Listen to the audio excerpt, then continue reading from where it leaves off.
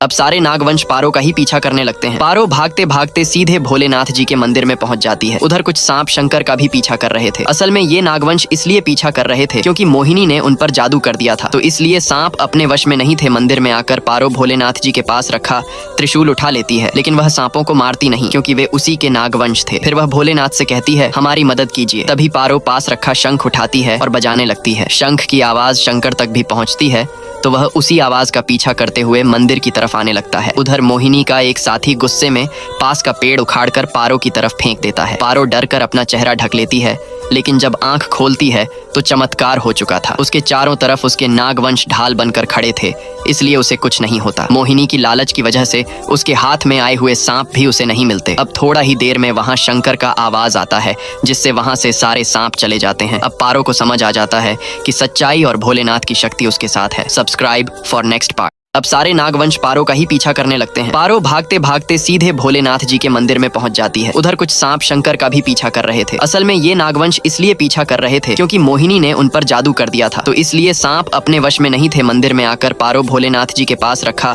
त्रिशूल उठा लेती है, लेकिन वह सांपों को मारती नहीं क्योंकि वे उसी के नागवंश थे। फिर वह भोलेनाथ से कहती है, हमारी मदद कीजिए। तभी पारो पास रखा शंख उठाती है और बजाने लगती है। शंख की आवाज शंकर तक भी पहुंचती है, तो वह उसी आवाज का पीछा करते हुए मंदिर की तरफ आने लगता है। उधर मोहिनी का एक साथी गुस्से में पास का पेड़ उखाड़कर पारो की तरफ फेंक देता है। पारो डरकर अपना चेहरा ढक लेती है, लेकिन जब आंख खोलती है तो चमत्कार हो चुका था। उसके चारों तरफ उसके नागवंश ढाल बनकर खड़े थे, इसलिए उसे कुछ नहीं होता। मोहिनी की लालच की वजह से उसके हाथ में आए हुए सांप भी उसे नहीं मिलते। अब थोड़ा ही देर में वहां शंकर का आवाज आता है, जिससे वहां से सारे सांप चले जाते हैं। अब पारो को समझ आ जाता है कि सच्चाई और भोलेनाथ की शक्ति उसके साथ है। Subscribe for next part.